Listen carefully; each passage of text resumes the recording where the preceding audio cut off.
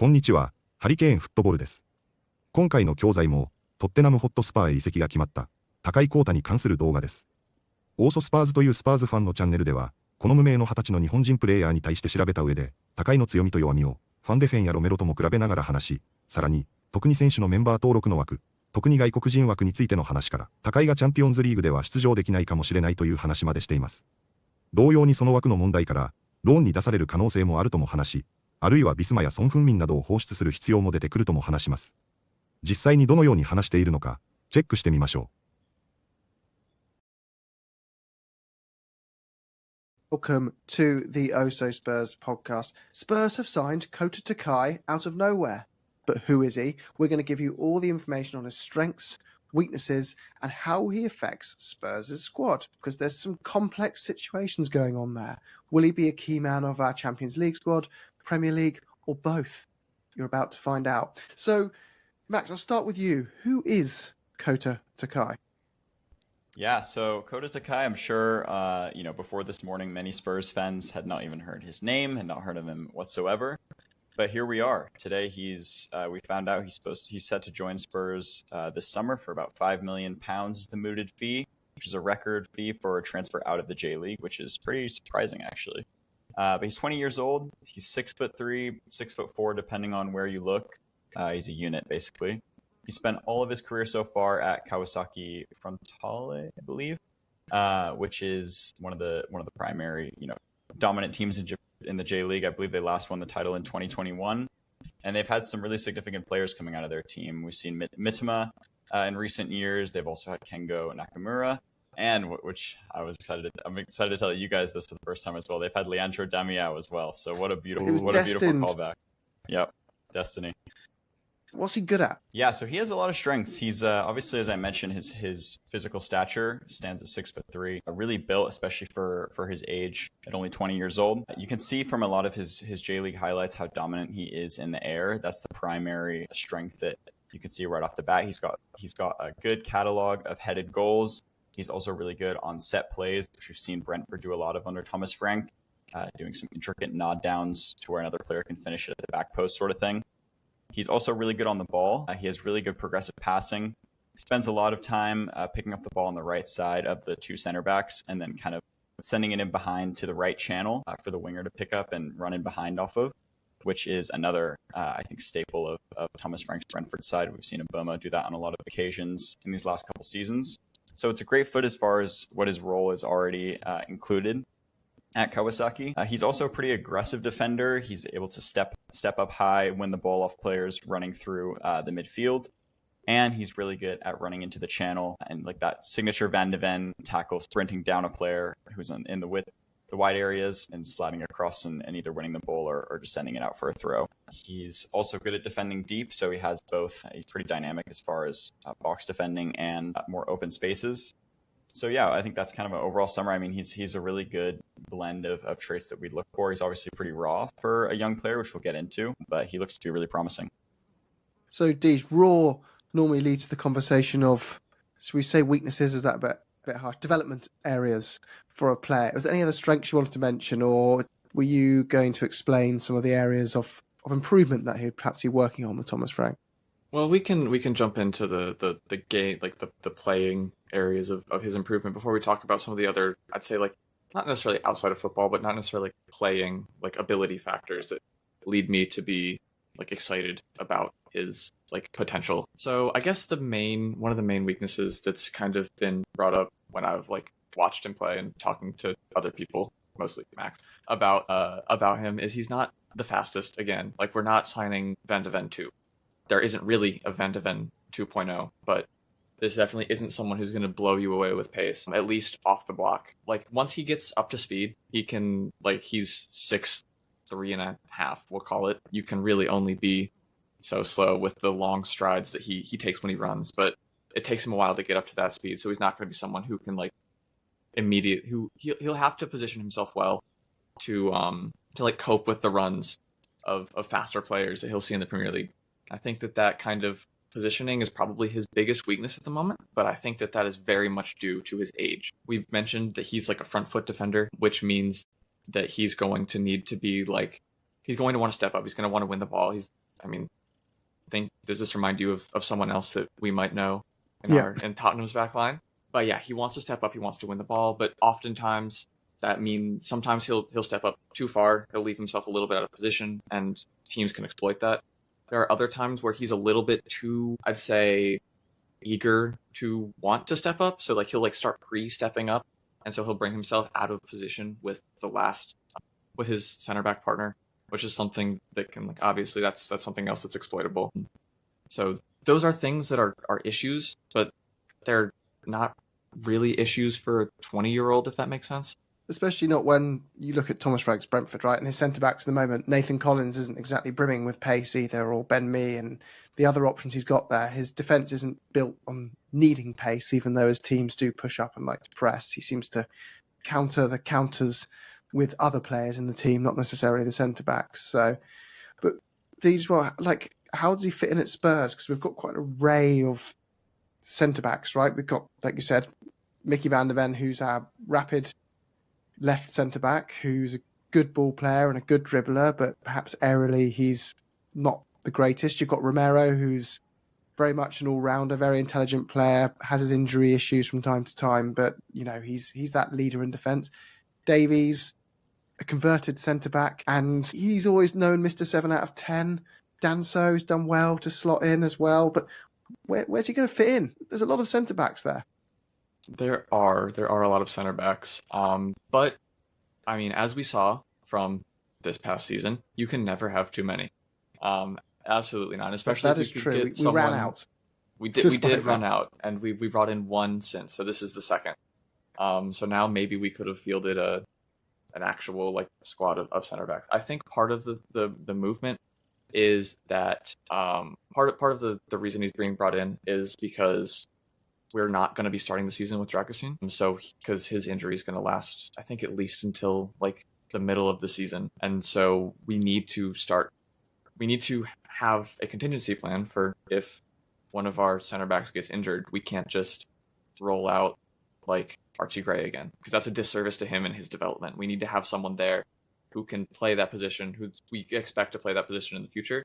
And so that is a place where Takai fits well. He also, we'll talk a little bit more about squad registration later, but his age, I believe, is advantageous for this particular season. I may be incorrect on that, but specifically for the Premier League. And otherwise, it's just, I don't know. I think it's always good to grab young players of the season from other leagues. This is the kind of signing that if Brighton made it, you would say they're planning for the future, you know, quality data-driven signing, whatever, because it's Tottenham. We're not necessarily getting that same kind of audits from sections of our fan base, which I think is a bit unfair.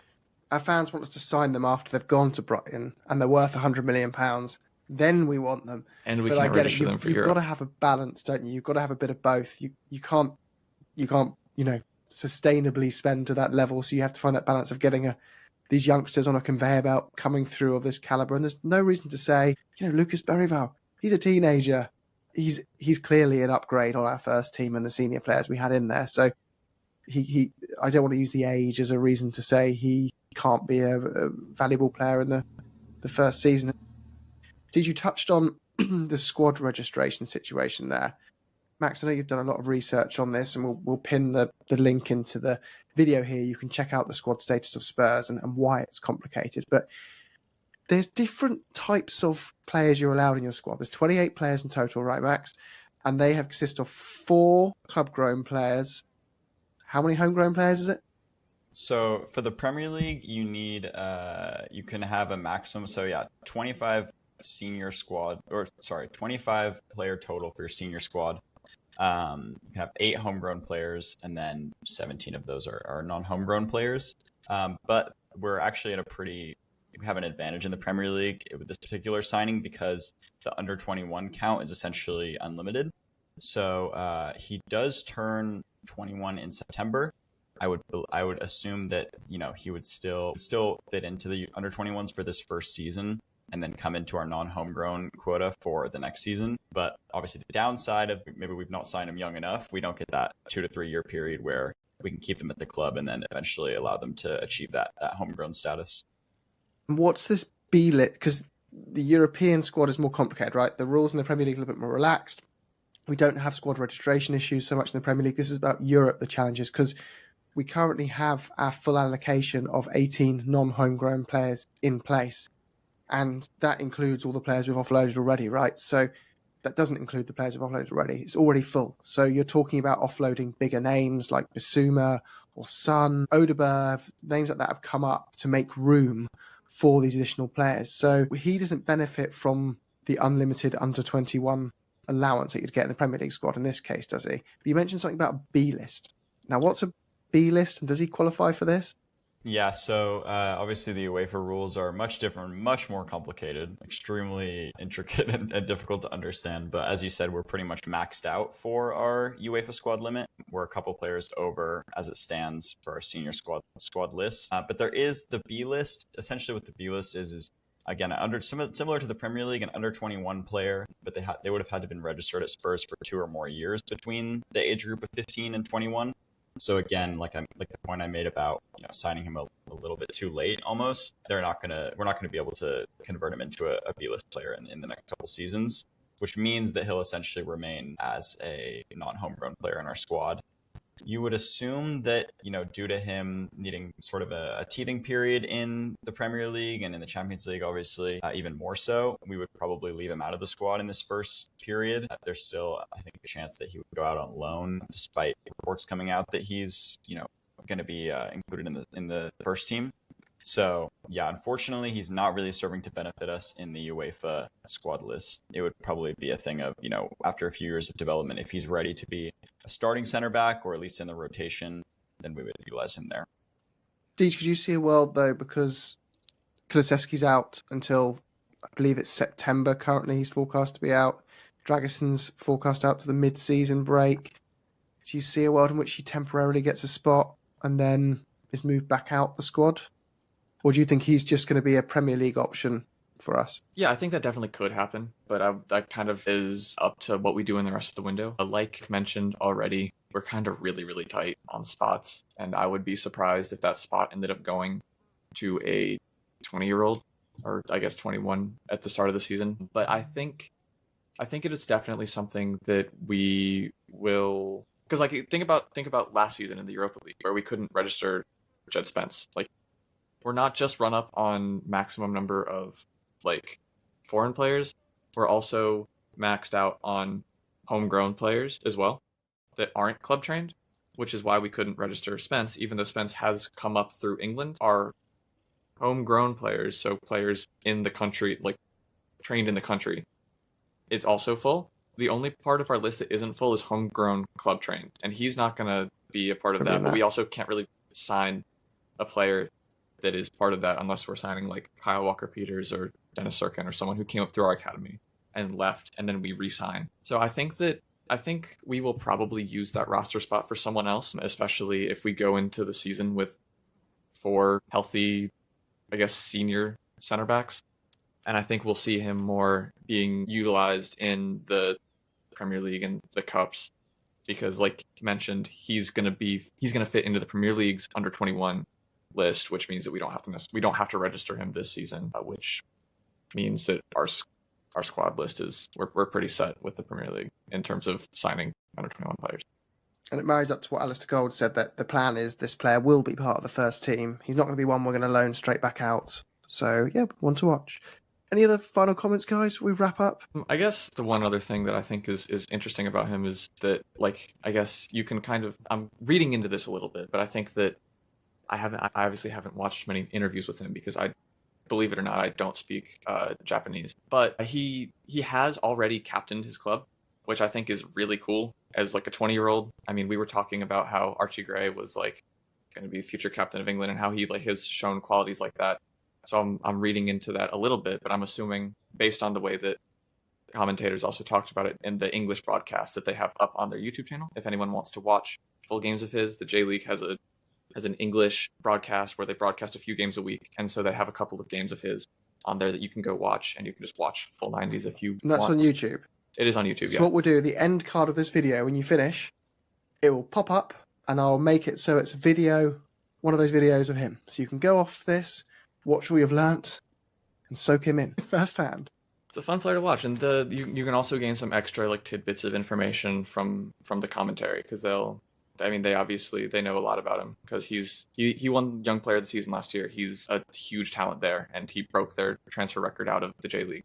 So he's definitely someone to. He's definitely not an out of nowhere signing like some people are kind of pretending it is.